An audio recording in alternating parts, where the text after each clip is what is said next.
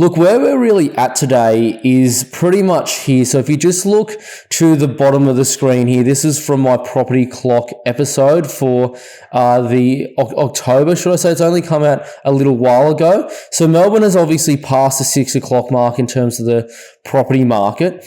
And you'll see there it is genuinely starting to heat up quite a bit. And I think for people that have been in the market, you'll probably know this now. So that's kind of where we're at in terms of the wider scope of things. To get into specifically the regions that I look at, this is where we're really at for the Melbourne market. So you'll see here, inner west, inner city, inner east, southeast, and eastern suburbs have already all broken that sort of, should I say, 6 o'clock mark. So they're genuinely starting to trend up now.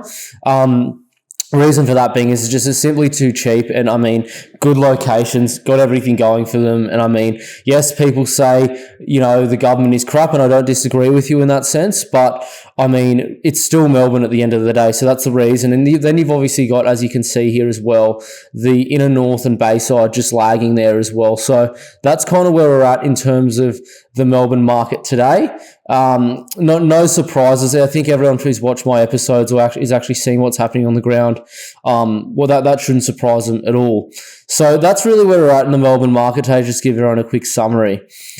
Look, to give everyone an idea of what's driving the market, first things first, it's affordability. And a lot of people will argue with me and probably argue the point of affordability. And now I'm not saying affordability necessarily for everyone. It's particularly for the upper middle class and affluent class of people.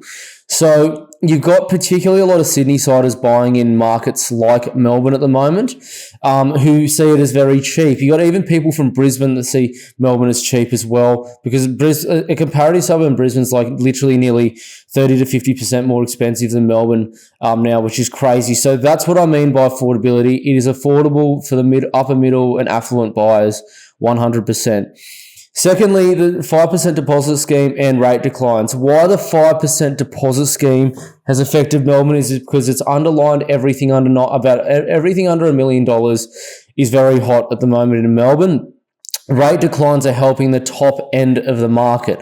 So you generally have rates affect the Melbourne market itself. With a 5% deposit scheme, it's affecting it to a larger scope at the bottom. That's kind of what's going on there. So that's really another thing that is largely driving the, should I say, Melbourne property market. Not only that too, very low stock levels are another thing. So what's actually going on here in the Melbourne market as well is, I mean, if you take it back even like 6 to 9 months, you would have seen probably double to triple the amount of stock on market at any given point in time. Now that sounds, I guess, like something crazy, but the reason it drops very quickly is because you have a longer holding period in terms of days on market when the actual market is slow. So you might have an average of 45 to 60 days on market, hypothetically, and that's dropping to like 40, for example, now, right? Now, when that happens, what happens is, because it's dropped so quickly, more properties are selling, therefore the stock becomes lower. And also you get vendors expecting higher prices at the same time, and a lot holding on to it, waiting for prices to go up even further. So that's the reason you've got very low stock levels.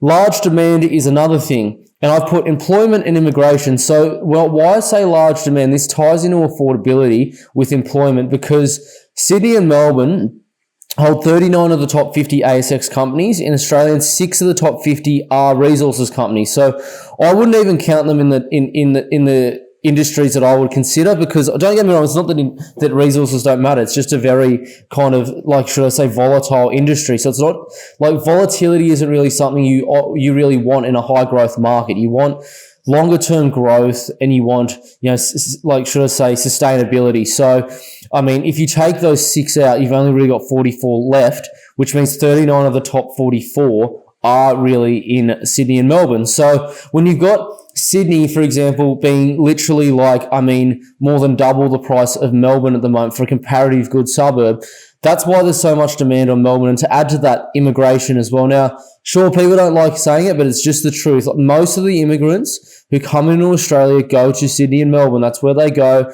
And for the reason of employment, that's the reason they go there. So don't be surprised why demand is so high. that is simply the reason. It's because of your large demand for employment there and also immigration, which is fueling lower stock levels. To add to this, finally, falling vacancy rates. So the trend line of vacancy rates for actually probably the last 18 months or so has actually been fairly stable. It's, fairly even supply and demand in terms of people actually coming in and out of that market, should I say the rental market. That trend line has just broken in the last month or two, and starting to fall again. So rents are going to rise quite substantially, I'd say, over the next foreseeable 12 to 24 months, I'd think, it's not really good thing for renters, but I mean, this is just what it is. So these are the main factors that are really driving the Melbourne property market at the moment. So no surprises there.